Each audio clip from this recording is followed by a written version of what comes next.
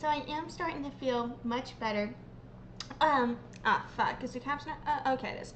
Um, so today I kind of just want to pick up where we left off last time a little bit. Fucking, I've been criticizing Brittany a lot, and I want to discuss ways that I think she could take. Because everything that I've criticized is literally just to tell you guys, this is why I do not think she's accepted. And the reason I feel called to publicly speak on that is because she's going very public, first with the presidential campaign, then with the governor campaign based on Native identity. And so, if you want to know why she has not gotten Native support, everything that I've discussed is why I think that is. It's not to hate on her, it's not to bring her down, and I apologize if I could have worded anything better. It's only just to say this is why I don't think she has support for all of these reasons. And today I want to talk about what I think she could do to get that support. Good afternoon, exposure. Hope you're having a great day. Um, but yeah, so before I do that though, I have kind of like a couple of rambles before and after my little PR plan that I want to talk about, just kind of discussing some of my ideas behind what's in that plan. So we'll get into that. And I also want to discuss in the last live stream, I did go over her genealogy on her mom's side, which is the side she claims she's Potomac on. And so I also went a bit over on her dad's side too, but not really like I did on her mom. Um, so I want to, in that discussion, I have said, it's not documented publicly, but I've also said it's been confirmed by Bill Deo, and what he says is the word I'm going to honor on, whether or not I consider, her a distant relative. If Bill Deo says she is, then it's not my place to question Bill Deo. Um, and so, also, after I roll my intro, I want to just discuss some explanations possible that I've brainstormed for discrepancies between the confirmations given and the lineage that I found as well. Um, but yeah. Oh, thanks for promoting my YouTube. That's real cool. I appreciate that. I haven't seen that. I'm sorry. I've been like real caught up on work and shit and like barely getting through everything. I haven't seen that at all, dude. I'm sorry. But yeah, thank you. It's really appreciated. Yeah. I appreciate, it's a lot of people, they always say the best way to support your friends is that you can do it for free, is to, repost them, promote them, share them, etc. And to a point, I agree that it can be a great way if you choose to support people without putting money up front, right?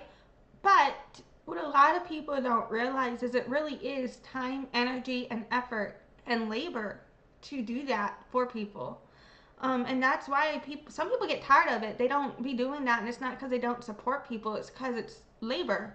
And I think that's another thing taken for granted, because we do post on social media for our hobby and leisure, but it's also labor. And so, I always do appreciate when people share my shit. It really does mean a lot.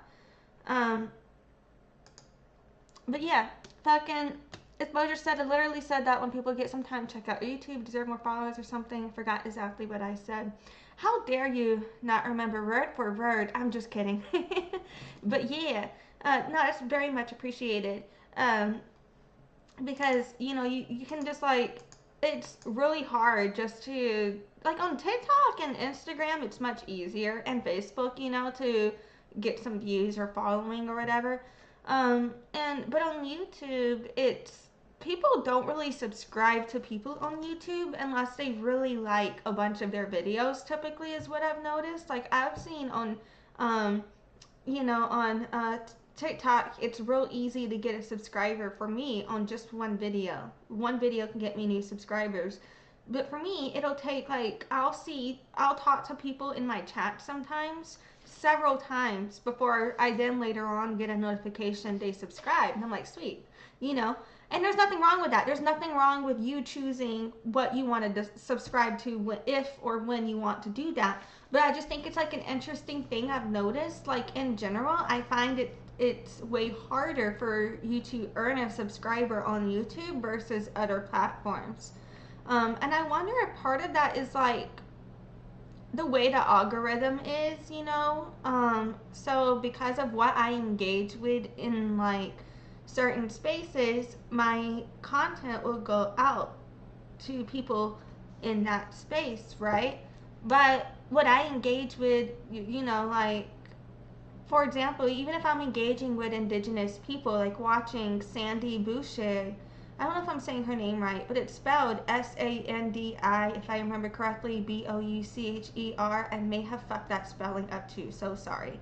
Or Res to CEO podcast, you know, or for TikTok, I mean, not TikTok, for YouTube videos, like the commenters, I like watching people like Brutal Honesty, and I like watching like Swoop, is how she says it, Swoop. Um, and you know, I've been watching a shit ton of hair stuff. You know what I mean? And so, what I've been watching on YouTube wouldn't make sense for like me to show up in that same algorithm the same way it would where I engage like on those other platforms as well. So I think it may also be how I use YouTube. Sorry how I got down this little rabbit hole.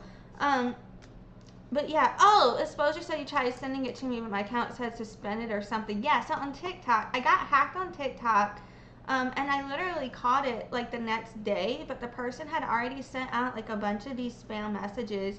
And so now my TikTok, I recovered my account, I changed my password, so I think everything is safe going forward.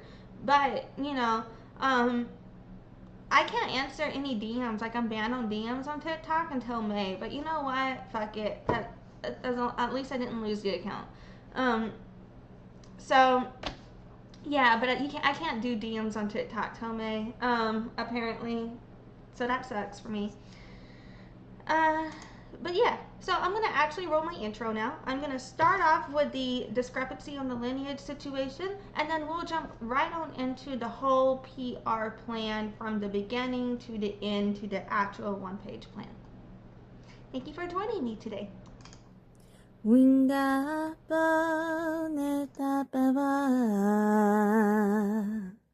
Descendants of Seneca.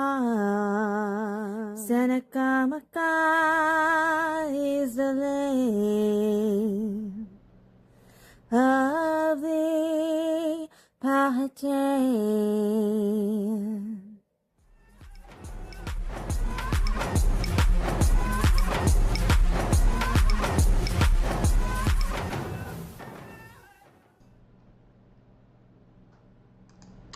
Okie dokie. So, in the last stream we did, I also did go over the lineage and the ancestors documented that as far as of what I could find. And I did not see any of, you know, the Potomac ancestors documented in the genealogy on Family Search. So I want to discuss some explanations possible for those discrepancies. So, beginning with the confirmation. What I've seen in terms of Bill confirming her lineage is I saw her emails regarding the Jed match. You know what is that right? I think it's Jed match that it's pronounced, if I remember correctly, where she did the DNA, shared her DNA results with him, and they did that whole thing there, if I remember correctly, as well as Bill also confirmed in email to somebody else, I think it may have been Star, if I remember correctly, her lineage. So yeah, I remember seeing that both, and I remember because I remember that other email he had told somebody, if it wasn't Star, then it was this other person that had inquired, whose name I'm blanking on, because I saw 2 examples and I remember that one and the other one, but I forgot the second name. But yeah, they were saying, but Bill was saying something along the lines of, in that email, that she did have the ancestry, but it was just too far back for her to enroll. And so, why would he confirm her lineage if it's not documented on Family Search, right? So that's what I was curious about. So I've thought of some possible explanations. I don't know which are plausible, if any, you know. So, but she did have, even if they were not indigenous documented, she had many ancestors who were documented in Virginia. So it could be possible that she would have ancestry which would show up somewhere like GEDmatch, but no documentation due to assimilation or genocide, which would explain DNA without a paper trail. And even if that were true, if she still had the ancestors, even if they were not properly documented, our people may still know who those ancestors are. You know what I'm saying? So that could explain it. 2, someone could have changed an ancestor's parents in Family Search. And mind you guys, on Family Search, it'll show you, I don't know if it does it as easily on mobile because I use it on desktop more often, but on desktop for sure, it shows you what changes were made and who made the fucking change. You can see the page the change came from as well. 3, her lineage could have never been entered into Family Search. You know, there were a lot of dead ends in that family tree as well. 4, a different lineage could have been sent to Bill, and Bill could have confirmed a different lineage sent to him and said, look, if this is the truth, then yes, this would be true. You know, depending on that, potentially, depending on what was sent to him. Because they verify if the records you submit to them saying, hey, is this lineage valid? They would verify that, but they can only verify those public records up until your birth certificate, validating your birth certificate, etc., and your parents, etc. That type of stuff can take a little bit of money and more resources, so that part doesn't necessarily happen until enrollment. Up until then, it's just verifying the concept of the lineage as a whole, right? So what if a different lineage was sent to Bill? And in that, you know, those types of ideas are not to shit on Brittany's character. It's only to say that there is, you know, a history of people doing those types of things in our community. So it's just always something to think about. Okay. Now, next up, I or Bill, but most likely I, because Bill is much more of an authority on this, and I'm not really an authority at all. Like, so he is the authority on this. I'm just someone who happened to do some genealogy. But, you know, so one of us, most likely me, could have made a mistake because only human. And so there could be a possible mix-up between Potomacs and colonizers with similar names. However, as y'all saw when I did click through everything with the Family Search, it just didn't show anything that I myself would recognize as Powhatan or Potomac. After that, did I put this twice? Did I already say the preferred parents could have been changed? You know, I said someone could have changed the ancestor's parents. That was similar. So there's a difference. You know, sometimes in Family Search, for example, there will be, they'll enter other guardians as parents as well. So I have an ancestor, her parents were killed and she was taken in by other relatives. And in Family Search, there are 2 sets of parents for her. Her birth parents and the people who raised her after her birth parents died. And so you could set your family, so the family tree to go to either one because, for whatever reason, but I think it should go, if you're thinking of the biological family tree, perhaps it should be the biological parents in my opinion. But an example, right, where I've seen that. And so people could have either entered the wrong parent period for her, or there could be a different preferred parent set that I didn't realize, you know, or something like that, which would show why when we clicked through, it wouldn't have led to a native ancestor if something like that happened. And last but not least, because we seem to want to do this, for example, in my opinion, I believe, the DNA test could have been altered as well. But that's not to, put anything on her character or anything like that. It's just, throwing things out there based on other things that we've seen. But look, so those are explanations that I could think of that would explain the discrepancies between why there's just no ancestors that I found documented versus why Bill confirmed her lineage. I'm going to go ahead and assume that the most likely scenario is that I could be making a mistake. Now, let's get into the PR. So I want to begin with my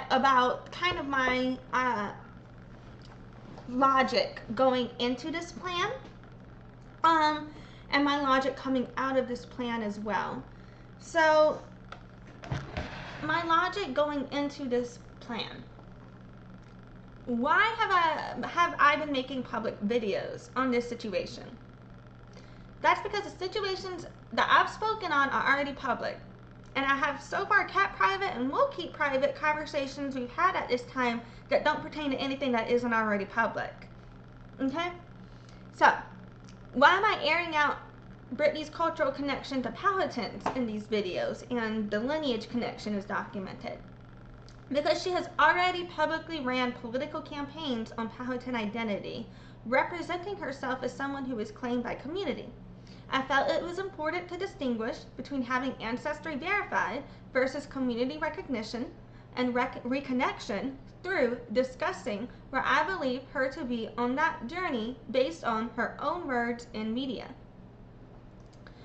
Why did I show what I found of her lineage? I believe if you are trying to represent Native issues in any official capacity, then it is only ethical to clarify and disclose your lineage so that Native community can peer review for community protection. How can you represent Natives if Natives cannot confirm if you have Native lineage to represent them? You cannot represent community without connecting to them first. Having lineage confirmed or proof of descendancy is not the same as cultural or community connection or lived experience from that cultural background. While I don't believe Native identity should be used for political gain without lived experience, community connection, cultural connection. This comes to exploitation. It leads to appropriation and misrepresentation. Extra effort is then needed to correct misinformation. And it takes away opportunities from those with personal history to explain the impact of family history. Descendants have family history which is valid to speak on, but only culturally and community connected Natives who have personal history with lived experience as Native people. Only community connected Natives have the personal history is what I'm saying. They also have the family history, but they currently have the personal history that a descendant does not. I'm like tripping over my words, but I hope you know what I mean.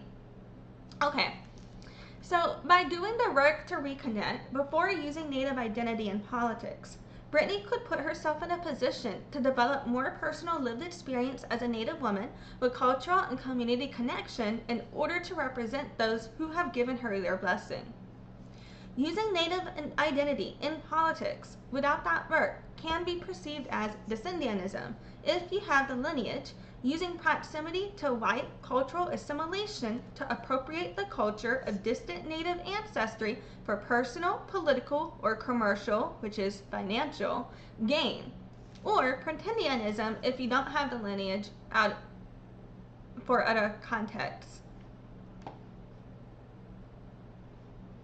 I think I was thinking of out of or for, and I put out for here, whatever. Okay, so from there I kind of went into like a plan, like what is the purpose of this plan? Right now my purpose here is to help Brittany Jones win political campaigns and repair relationships in Native community. So the core values of this plan. I made the acronym TACTS, T-A-C-T-S. Think of keeping this intact. TACTS. Okay, so transparency, crystal clear with community. Accountability, full responsibility for impact. Change, willing to adapt, learn, grow.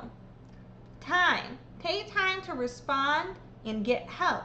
No AI or rush. Space, give others space to feel heard. Okay? Transparency, accountability, change, time, and space. These are the core values of this plan. Now, who are we going to serve with this plan? I do not believe you can represent Powhatans in politics without serving Powhatans first. You can't undo what is already done. It's too late to take back the use of Native identity in politics.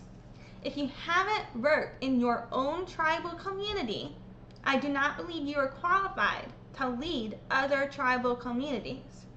And I do not believe Brittany will find success in politics without community service in and recognition from Powhatan community first for these reasons. So what's important now? Connecting with Powhatan community and serving Powhatan community must happen before any future political campaigns have a shot at being successful. What is our goal? Earn the blessing of Powhatan elders, chiefs, community members to represent Powhatan people in politics. If end goal is higher position in office, then the roadmap should be something like PTO, city council, mayor, governor, president. Or by PTO, I mean parent-teacher organization. I've also seen people call it parent-teacher association. Whatever the fuck your school calls it, if you can do well in something like that, it's a great way to then get elected into a city council position, which is a great way to then get elected into mayor, which is then builds, over time. Here is why I think Brittany can still win one day. Brittany has shown not only a willingness to put herself out there, but also a rare skill in her ability to influence others to take action. Love her or hate her, she has been able to raise campaign funds on top of growing her social platforms. If she can combine her strengths with repairing her weaknesses, there could be a future where she is more than capable of swinging votes. What's stopping her though? Connecting attention to support is her Achilles heel. Sometimes the attention she gets impacts her ability to connect awareness to follow through. Why is that? People question her use of Native identity on top of and during all of her controversies. So, what is our 1 year goal here? Connect with more Powhatan members, Powhatan community members, but particularly of the Potomac tribe. Disclose full Powhatan lineage online with access to documents for others to verify. Get into language classes, go to Powhatan ceremonies, serve at Powhatan events, learn traditional ways. Show original proof of Bill's endorsement, not a quote. You can also keep doing the quote for the aesthetic, but don't just keep showing up without the actual fucking proof of the original endorsement. 3 year goal. Work way up from your parent-teacher organization, association, what have you, to city council. After earning weight on city council, then we can seek permission from Powhatan elders and thought leaders to represent Powhatans when preparing to run for mayor. In my opinion, would be the way to do it. To then have these because at this point, if you follow all these steps, you will have then given yourself more of all the reasons people criticize you. If you're on this path and you do follow these steps and get this work done, they can't criticize you for X, Y, Z anymore. If you reconnect, you learn the ways, you get the indigenous perspective on these situations, and then you get the blessing from the community members from your own community, then all of these other criticisms, not only would you learn in the future what to do next time for better outcomes, but it kind of negates a lot of the criticisms about your representation as well, because you would then understand what to say in the future to correct what could be harmful. Yeah, and this could help you gain this lived experience as a Native woman in politics through this hard work with tangible, proven results. So yeah. So going out from all of this, I believe by doing the groundwork first, Brittany has a shot in the future at rebuilding and repairing her relationships in community. For this to all just be something the cousins make fun of her for later on, and nothing more, while she could still have very successful political career. If Brittany keeps on the path she is currently on without doing this groundwork, I do not believe it will lead her to success. Even though it is embarrassing to run for a political office and lose, in the future these campaigns can serve as evidence for trial and error and lived experience in learning how to campaign.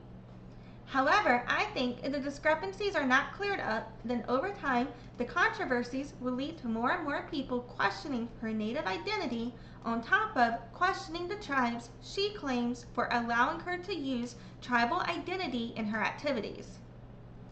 Using native identity without support from your own tribal communities, on top of general native community, is exploiting possible distant ancestry for benefit in white supremacist constructs by taking advantage of white people who are ignorant.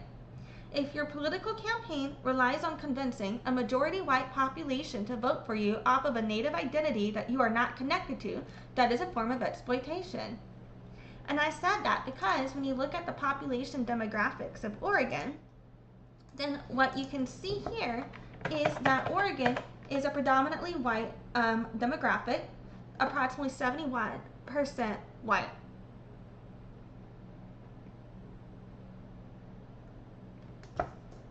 Okay? Native Americans are underrepresented in this category, and I understand that Hispanic Latino community are also majority, most likely statistically speaking, also Native American ancestry. However, not every single, some people who identify as Hispanic are also still connected to their native ancestry. That's not distinct. But some people who are Hispanic may not be connected to their native ancestry, and so that's also something to contend with there as well. But yeah, so at the end of the day, it's 71% white. Most of these people do not have the lived experience and the teachings and the background and the education and the history to understand these social issues. So therefore, whenever Brittany uses the native identity, they don't know the correct way to, even if it feels fishy to them, they don't know the correct way to call out to why she should not be using that, because it's not their fucking place to speak on. You know what I'm saying? And in this state, there aren't enough native representation, in order for other people to be able to come and fully have that voice, in my opinion. Look, it literally says less than 2% Native American Alaska Native here. Is what I'm saying. It's not about saying that the Native American population there isn't capable. It's saying they're outnumbered a lot. You know what I mean? But, and it's yeah. So at the end of the day, the United States political system is a white supremacist construct. Whether or not you intend to engage with white supremacy is a different story. Whether or not you want to be in that system to change it, make a difference, is a different story. But it is a fact. When you are seeking candidacy or campaigning for those types of positions, you are basically campaigning in a white supremacist construct. You know what I mean? And I just feel like a lot of those white people, they don't know. Like, if you say, hey, I'm Native, so you have, if you don't vote for Natives, then you're against tribal sovereignty and racist kind of mentality, doesn't work out well. You know what I mean? Because it's like, I don't know. Not that she's ever said that. She's never ever said anything like that. But if you read the comments on that Reddit thread that I went over when I was sick as fuck Monday, my last video on this, I feel like that's how everybody takes her. You know what I'm saying? Like that's how, as if they were responding. Am I making sense? Like, I don't know if I'm making sense. I feel crazy. Because it's like sometimes what she says and then how people respond is different. And I understand that. But at the end of the day, she also needs to understand, you know, like, that her engaging in this way is causing people to act a certain way towards her, and towards her other tribal community members based on her tribal identity.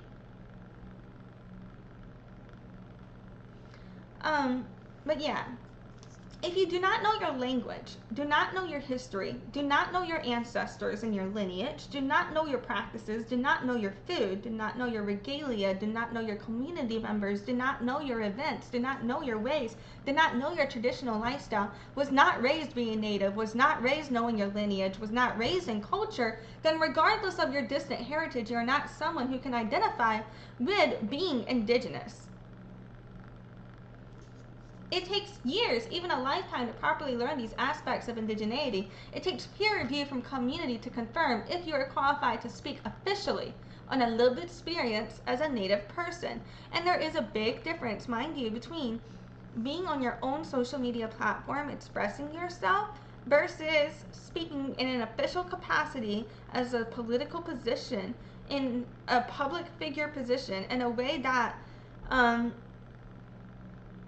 impacts other community members in a way that determines the outcome for living for other community members. You know, that's a really big deal. And when you're someone who has said that Potomac means, that Potomac and Powhatan, you said something, I criticized a post before. I think you said that Powhatan means Potomac, and I had told you that, and I had, what if it was something like that, and I had said basically, you know, that's not the truth. Powhatan refers to the original tribe, which is no longer in existence today because the descendants have been assimilated into other tribes. It could refer to the Confederation, which originally began as 6 tribes and then evolved to over 30. It could refer to the man, Mamamanatoic Wahan Powhatan. It could refer to the culture. It could refer to the language, Katawomic. It could refer to different things like that, but it's like, so to that regard, Potomac is Powhatan. But Powhatan doesn't necessarily mean Potomac. It could mean a number of things. You know, so that was something. And then she has said in a post that people didn't think she was raised in her culture, but that was only partially true because she jingle dressed, danced, and ate fry bread. But if you were Powhatan, you'd be eating abone, and your regalia wouldn't be jingle dress. It would be Eastern regalia that you'd be familiar with. And she said something about some ceremony for being a bad kid. That has nothing to do with Powhatans. Matter of fact, we had a coming of age ceremony that we don't even fucking do anymore.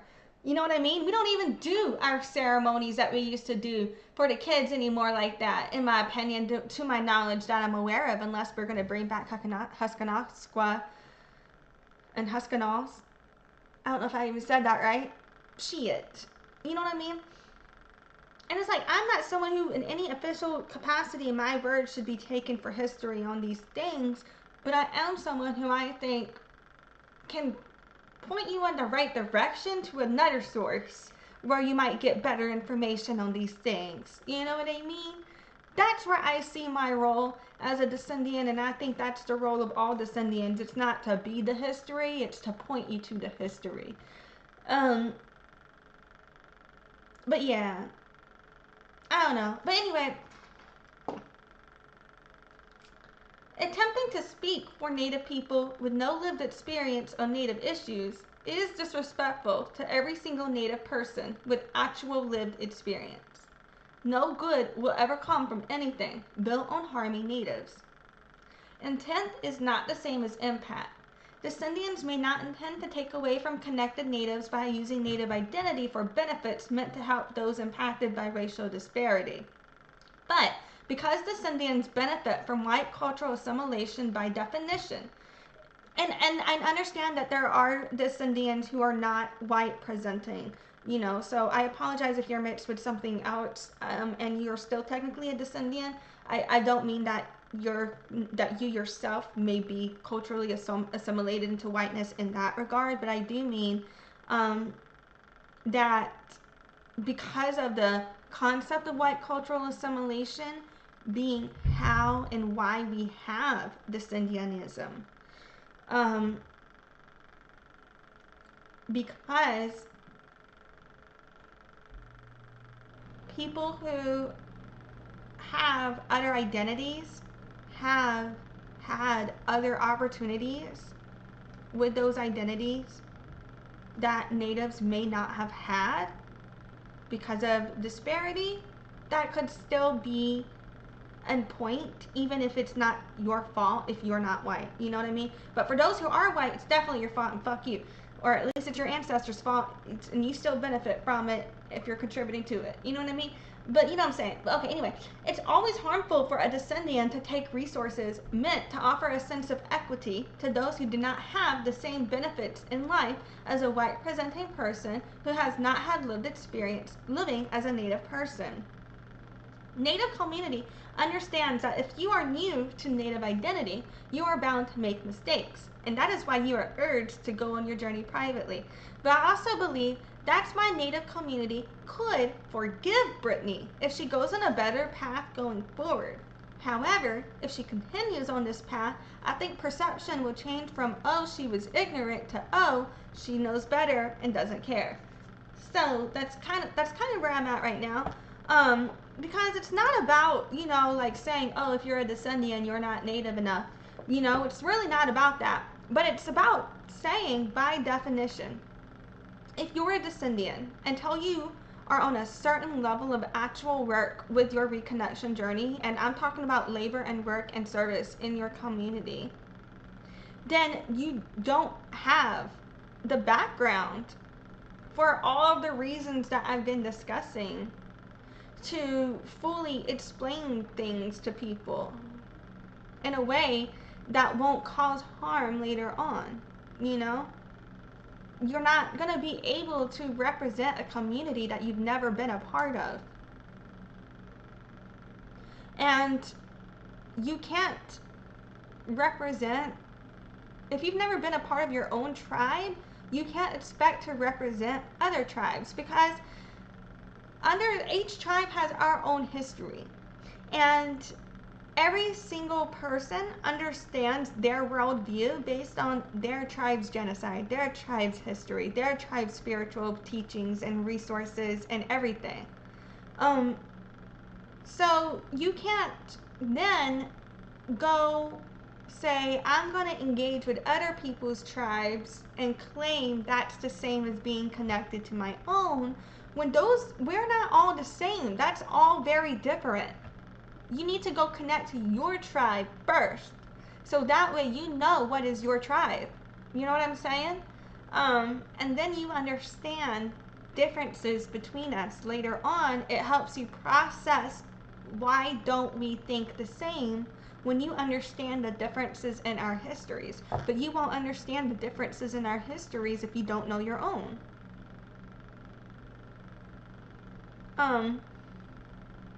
So yeah, I do believe, she's got the ambition, and I understand that intent is not the same as impact. So hopefully, if she has good intent, she'll take these criticisms to heart and make these changes. And, and in the future, she could build a political campaign, political career, and indigenous connections that really help her on a good path going forward.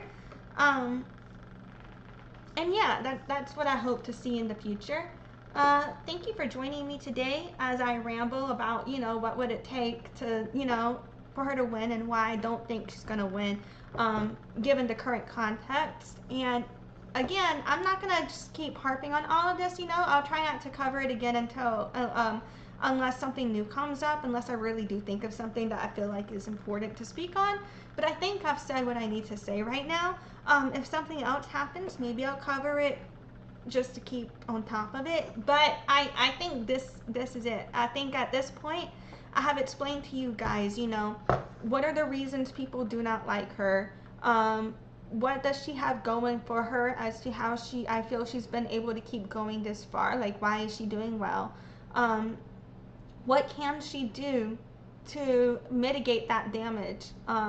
And how can she repair relationships and do better? You know, I've tried kind of covering it all, and as well as really addressing the ancestry, because again, I do not think that you can expect to represent Native people without fully disclosing all of that. So yeah. All right. Thank you for joining me today. I gotta get back to work. I'd love to spend more time with you though, but apparently I need to be responsible and pay my car note and shit. Life is stressful. Okay, well, all right. I hope y'all have a great day. Hope everything works out for everybody, and yeah, bye. Thanks for watching. Join the loyalty program at noladeathchild.com/loyalty and check in during live streams to get points for rewards.